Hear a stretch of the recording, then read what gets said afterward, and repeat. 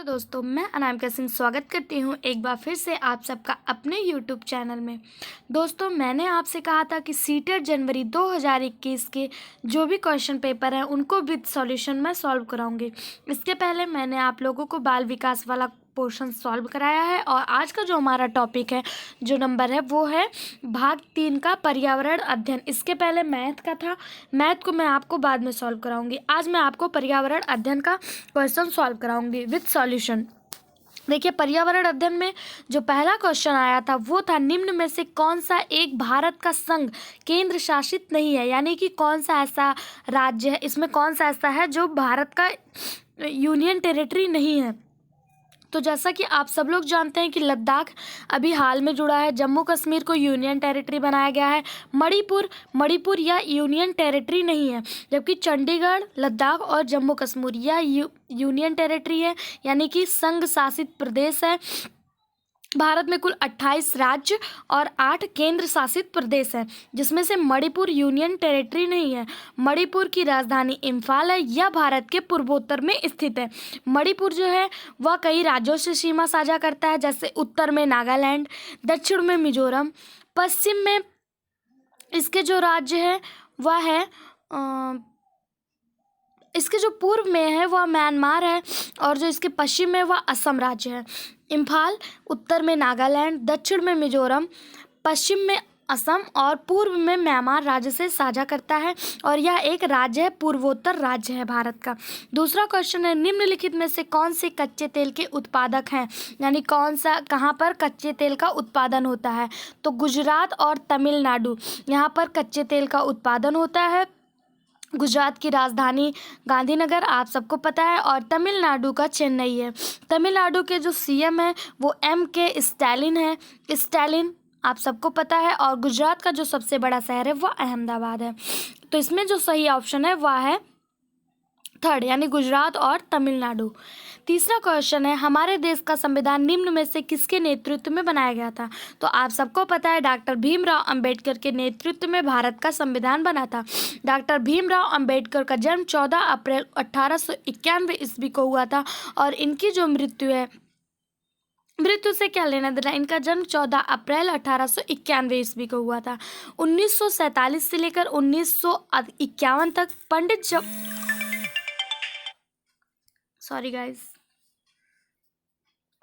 पंडित जवाहरलाल नेहरू की अध्यक्षता में एक कमेटी बनाई गई थी, जिसमें डॉक्टर भीमराव अंबेडकर द्वारा संविधान लिखा गया था। नेक्स्ट क्वेश्चन है, पौधे के लिए किए जाने वाले नीचे दिए गए कार्यों पर विचार करिए, यानी consider the following function of plant. कौन सा ऐसा कार्य है जो पौधे द्वारा किया जाता है। तो पौधे को सहारा देना। आपको पता है पौधा पौधे को ही सहारा देगा, यह सही है कि गलत है, आप खुद अपने दिमाग से सोचिएगा। ह्यूमस प्रदान करना। नेक्स्ट है भोजन संचित करना। फिर है पानी और खनिजों को अवशोषित करना।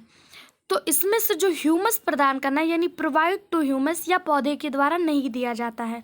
बाकी जो 3 कार्य हैं, पौधे को सहारा देना, C है भोजन संचित करना, तो यह भी पौधे द्वारा किया जाता है, और D है पानी और खनिजों को अवशोषित करना।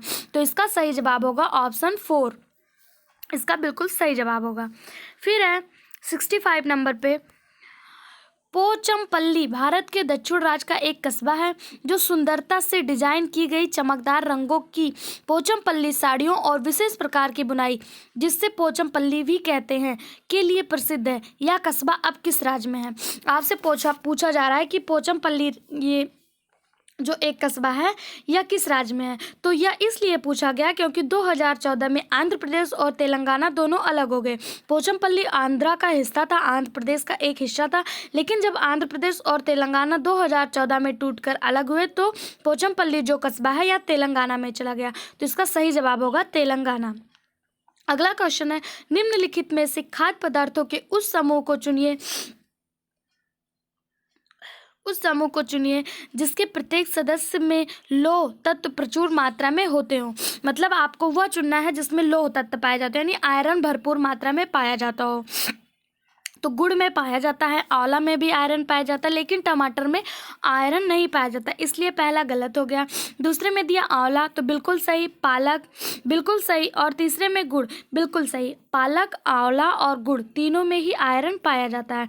जबकि जो तीसरे ऑप्शन में बंद गोभी दिया है, बंद गोभी और टमाटर में आयरन नहीं पाया जाता। तो इसका सही जवाब होगा सेकंड नंबर, आंवला, पालक और गुड़, इसमें आयरन पाया जाता है।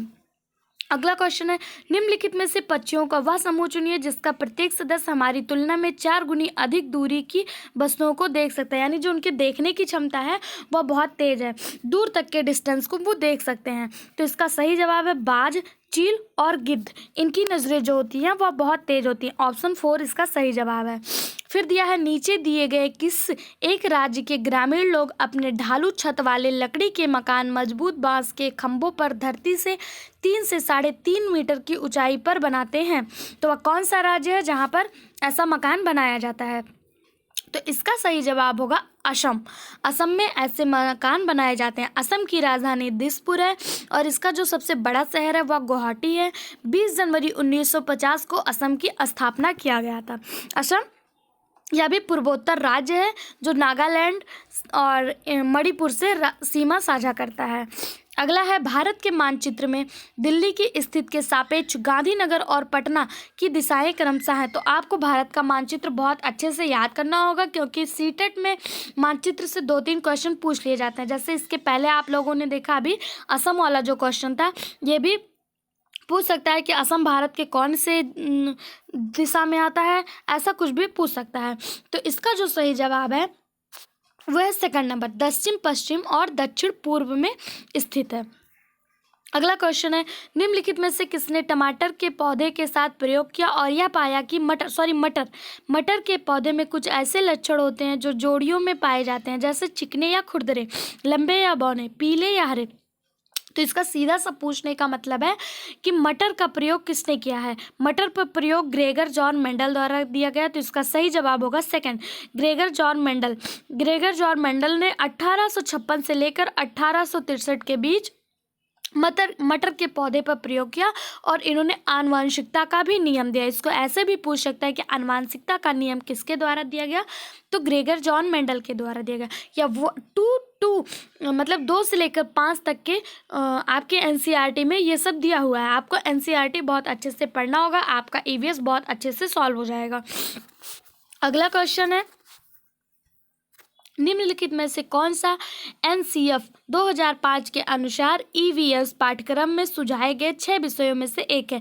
तो आपको बता दें, जो 2005 में एनसीएफ में विषय बताए गए थे वो टोटल 6 थे। Food, water, family, shelter, travel और things we make and do. तो आपको यहाँ पे दिख रहा है ऑप्शन 3, चीज़ों को हम बनाते हैं और करते हैं, जैसे things we make and do. तो इसका सही जवाब होगा 71। टोटल 6 कौन कौन से हैं? Food, water, family, shelter, travel और things we make and do. तो इसमें आपको ना कहीं वाटर दिख रहा है, ना फूड, ना फैमिली, ना शेल्टर, ना ट्रेवल। तो इसमें आपको दिख रहा है things we make and do. तो इसका 3rd नंबर ऑप्शन सही होगा। फिर दिया है 72 नंबर क्वेश्चन में, उपाख्यान अभिलेखों में क्या नहीं दर्ज कराना चाहिए? मुख्य रूप से समस्याग्रस्त स्थितियों की पहचान करना, निर्णय वाले कथनों को लिखना, मजबूती और कमजोरी की पहचान करना, बच्चों की रुचियों और संबंधों आदि की पहचान करना। तो आपको पूछा यहाँ पे क्या नहीं करना चाहिए। यह पेडोलॉजी का क्वेश्चन है और पूछा है क्या नहीं। क्वेश्चन को बहुत ध्यान से पढ़िएगा। यहाँ पूछा है क्या नहीं करना चाहिए। What should be avoided in anecdotal record? कौन सा ऐसा है जो नहीं करना चाहिए? तो इसका सही जवाब होगा ए और बी। मुख्य रूप से समस्त स्थितियों की पहचान करना, समस्याग्रस्त स्थितियों की, और निर्णय लेने वाले कथनों को लिखना, यह नहीं करना चाहिए। अगला क्वेश्चन है, आप एक एकीकृत ईवीएस कक्षा के लिए कैसे योजना बनाएंगे? एक पाठ में 2 या अधिक विषय क्षेत्रों को मिलाएंगे, हो सकता है। एक एकीकृत ईवीएस कक्षा यानी इंटीग्रेटेड ईवीएस क्लासरूम, तो उसमें आप क्या करेंगे? कंबाइन कर देंगे 2 सब्जेक्ट को, तो आपका क्लासरूम बहुत अच्छा हो जाएगा। टॉपिक को कंबाइन करके अगर आप 2 सब्जेक्ट को एक दूसरे से कंबाइन करके पढ़ाते हैं तो बहुत अच्छे से बच्चों को याद हो जाता है। यानी एक ही पाठ में आप 2 टॉपिक कंबाइन करके पढ़ा सकते हैं। तो यह बिल्कुल सही जवाब है, आंसर है ए। फिर है, पुनीत ने अपनी कक्षा 5 के शिक्षार्थियों को मानव शरीर की एक रूपरेखा दी और उन्हें भोजन विषय पढ़ाने से पहले पाचन तंत्र को बनाने को कहा। पुनीत ने अपने जो विद्यार्थी हैं उनको मानव शरीर की एक रूपरेखा दी, यानी मानव शरीर का एक चित्र बनाने के लिए कहा, उसमें पाचन तंत्र को बनाने के लिए कहा। तो क्यों वह ऐसा कहा? जिससे परीक्षण करने की शिक्षार्थी नामांकित आरेख बना सकता है? तो नहीं, ऐसा नहीं है, उसने इसलिए नहीं कहा होगा, बल्कि उसके पीछे कुछ और उद्देश्य रहा होगा। पाचन से संबंधित शिक्षार्थियों के विचारों को प्राप्त करना। बिल्कुल सही। अगर आप किसी चीज़ को चित्र के माध्यम से बनाते हैं तो उसके बारे में आपको बहुत सारी जानकारियाँ प्राप्त होंगी। आप पूर्व ज्ञान को नए ज्ञान से जोड़ देंगे। तो इसमें जो सही जवाब है वह है सेकंड नंबर, पाचन से संबंधित शिक्षार्थियों के विचारों को प्राप्त करना। अगला क्वेश्चन है, निम्नलिखित में से क्या रचनात्मक आकलन के संबंध में सही नहीं है? ध्यान से देखिएगा, सही नहीं है पूछा गया है। तो इसका सही जवाब है, रिपोर्ट कार्ड के प्रत्येक तिमाही में इसकी सूचना दी जानी चाहिए, या सही नहीं है। अगला क्वेश्चन है, स्मिता अपने शिक्षार्थियों को कार्य से संबंधित लैंगिक विषमता और रूढ़िवादी छवियों के प्रति संवेदनशील करना चाहती है। स्मिता को निम्नलिखित में से अपनी कक्षा में क्या करना चाहिए? अगर स्मिता ऐसा करना चाहती है कि रूढ़िवादी छवियों के प्रति संवेदनशील करना चाहती है अपनी कक्षा को, तो उसे क्या करना चाहिए? तो स्मिता द्वारा जो किया जाने वाला कार्य वह है, एक छात्र की माँ को कक्षा में आमंत्रित करें जो ऑटो चालक है। यह बिल्कुल सही है, क्योंकि अगर आप एक छात्र हैं जिसकी माँ ऑटो चालक है, उसे बुलाएंगे, वो ऑटो चालक औरत अपने जीवन के अनुभव को बच्चों को बताएगी, तो उसे नई प्रेरणा प्राप्त होगी। क्योंकि हमारे समाज में औरतें जो हैं वो ऑटो नहीं चलाती हैं, बहुत कम लेवल पे चलाती हैं। अगर कोई बच्चा ऐसा करते हुए देखेगा तो जो रूढ़िवादी, जो लैंगिक विषमता है कि औरतें ऐसा नहीं करती हैं, वो मिट जाएगा। बच्चों के दिमाग से ये हट जाएगा कि औरतें ये काम नहीं कर सकती हैं। इसलिए अगर आप किसी रियल चीज़ को उनको दिखाएंगे, एक्सप्लेन करेंगे, रियलिटी को उनके सामने लाएंगे, तो उनके अंदर बहुत ही, उनकी मानसिकता बहुत अच्छी हो जाएगी और वो रूढ़िवादी विचार से दूर रहेंगे।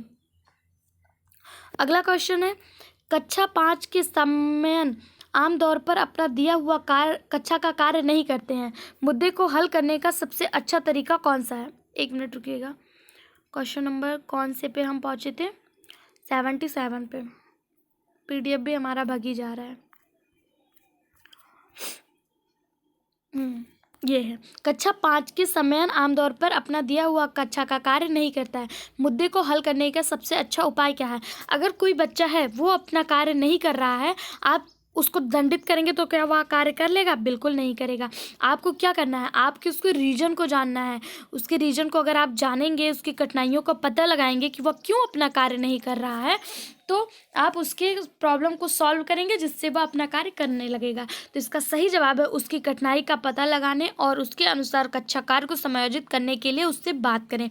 पहले उसके कारण को जानें, उसे समझाएं। तो इसका सही जवाब होगा ए, ऑप्शन नंबर 1। अगला क्वेश्चन, क्या हो रहा है भाई आज? 1 मिनट।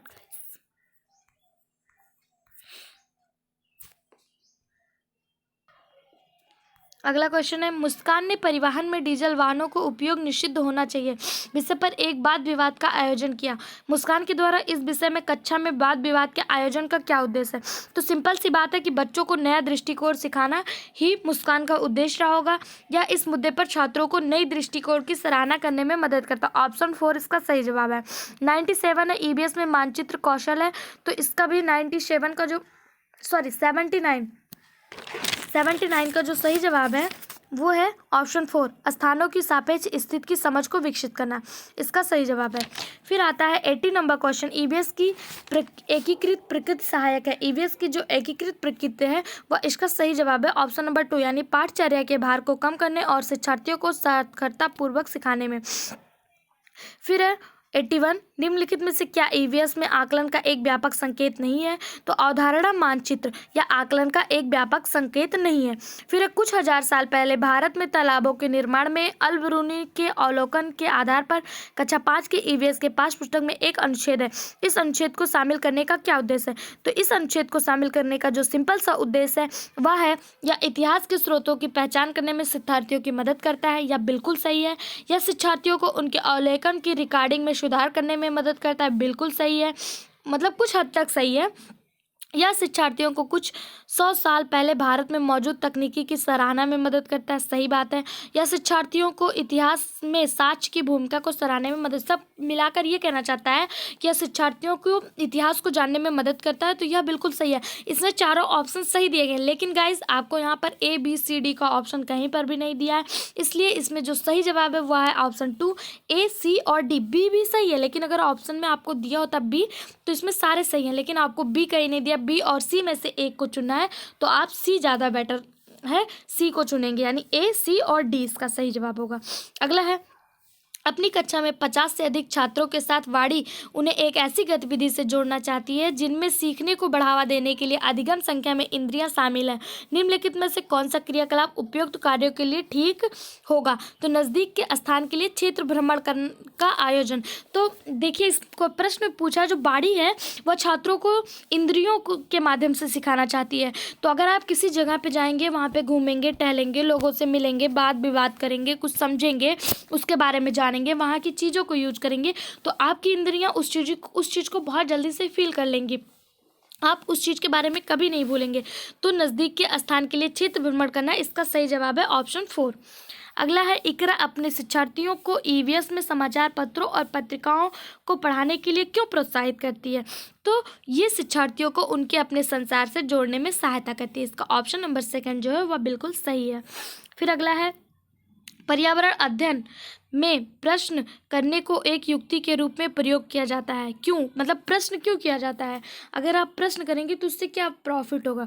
तो कक्षा कक्ष में जिज्ञासा को बढ़ाने के लिए आप बच्चों से कुछ पूछेंगे, बच्चों के मन में आएगा ये इसका उत्तर मुझे पता है, मुझे पढ़ना चाहिए, कल मेरे टीचर मुझसे पूछेंगे, आज मुझे पढ़ के जाना चाहिए, तो जो जिज्ञासा होती है वह बढ़ जाती है, इसलिए प्रश्न और उत्तर क्लास में करना चाहिए, तो इसका सही ऑप्शन है 4। अगला है, नीचे दिए गए कौन से राज्य में तोरांग का अर्थ जंगल है? यानी जिसे हम जंगल कहते हैं वो कौन से राज्य में उसे तोरांग के नाम से जाना जाता है? या ऐसे इसको आप ऐसे समझ सकते हैं कि जंगल की पर्यायवाची तोरांग है। तोरांग किस राज्य में यूज किया जाता है? तो झारखंड, भारत का एक राज्य झारखंड, जहाँ पे जंगल को तोरांग के नाम से जाना जाता है। झारखंड की राजधानी रांची है और इसकी जो सबसे बड़ा शहर है वो जमशेदपुर है। 15 नवंबर सन 2000 को झारखंड की स्थापना हुई थी। यहाँ पर जंगल को तोरांग के नाम से जाना जाता है। अगला क्वेश्चन या रीजनिंग का क्वेश्चन है, इसे आप पढ़ लीजिएगा। इसका जो सही जवाब है वह है 2, यानी ऑप्शन नंबर 3 है इसका सही जवाब। ठीक है, फिर ये भी क्वेश्चन आपको रीजनिंग का ही देखने को मिलेगा, इसे आप पढ़िएगा, सॉल्व करिएगा। इसका सही जवाब मैं आपको बता दे रही हूँ, इसका सही जवाब है ऑप्शन नंबर 2। अगला है, नीचे दिया गया कौन सा कथन मधुमक्खियों और छत्तों के विषय में सही नहीं है? सही नहीं है, नहीं पे बिल्कुल ध्यान दीजिएगा, इससे बहुत सारे क्वेश्चन गलत हो जाते हैं। आपको जब EVS और बाल विकास का क्वेश्चन करना होता है तो क्वेश्चन को 2 बार कम से कम पढ़िएगा, जिससे आपको अच्छे से पता चले कि क्वेश्चन में पूछा क्या जा रहा है, क्योंकि जो आंसर होते हैं वो सब मिलते जुलते ही आंसर दे देते हैं, इसलिए आपको क्वेश्चन को बहुत ध्यान से पढ़ना होता है। इसमें नहीं पूछा गया है कि मधुमक्खियों और छत्तों के विषय में सही नहीं है, तो आप पहला देखिए, प्रत्येक छत्ते में एक रानी मधुमक्खी होती है, तो यह बिल्कुल सही है, रानी मक्खी होती है और यह अंडे देती है, बिल्कुल सही है। नर मक्खियां छत्तों के लिए अत्यंत महत्वपूर्ण होता है, तो यह बिल्कुल गलत है, क्योंकि नर मक्खियों का छत्ते में कोई काम नहीं होता है, इसमें मादा मधुमक्खियां ही छत्ते को बनाती हैं। अगला क्वेश्चन, तो इसका सही जवाब हो जाएगा 2 नंबर। अगला है, आज हम मिर्ची के बिना भोजन की कल्पना भी नहीं कर सकते, इसे व्यापारी हमारे देश में लाए थे। तो यह पूछ रहा है कि जो मिर्च है जिसे हम खाने में डालते हैं, जिसके बिना अगर हम खाना बनाएं तो फीका फीका सा लगता है, वह कौन से देश से हमारे देश में आया था? जैसे आलू है, या अफगानिस्तान से हमारे देश में आया था। तंबाकू है, या भी अफगानिस्तान वाले हमारे देश में लेके आए थे। इस प्रकार मिर्च को हमारे देश में कौन लाया था? तो साउथ अफ्रीका, यानी दक्षिण अफ्रीका जो है, ये यहाँ के लोग जब हमारे देश में आए थे तो वो मिर्च लेके आए थे, हरी मिर्च। बाकी वैसे काली मिर्च के लिए हमारा केरल बहुत ज़्यादा फेमस है, जहाँ से कोचिन बंदरगाह से पहली बार वास्को डी गामा जब भारत आया था तो केरल से मिर्च और मसालों का ही व्यापार करके वह गया था, और उसे अपने जो उसने खर्चा किया था उसका 3 गुना ज़्यादा प्रॉफिट हुआ था, इसलिए भारत को मसालों का शहर भी कहा गया था। और इस वास्को डी गामा जब जाके वहाँ पे बताया कि भारत में इतना ज़्यादा मसाले हैं, मसालों की ही खोज में लोग भारत आने लगे, क्योंकि जो और राज्य और देश थे वहाँ पे ठंड बहुत ज़्यादा होती थी और मसालों से गर्मी प्राप्त होती है, इसलिए लोग भारत आने लगे थे। बाकी ये साउथ अफ्रीका जो है वो क्षेत्रफल की दृष्टि से भारत विश्व का चौथा लार्जेस्ट है और जनसंख्या की दृष्टि से 5th नंबर पर महाद्वीप है। ये जो महाद्वीप है साउथ अफ्रीका, यहाँ पे 13 देश हैं। दोस्तों उम्मीद है आपको यहाँ तक का वीडियो समझ में आया होगा। हमारे वीडियो को देखने के लिए thank you so much. Channel को लाइक शेयर और सब्सक्राइब करना बिल्कुल भी मत भूलें। अगले वीडियो को प्राप्त करने के लिए बेल आइकन पर क्लिक करें। धन्यवाद।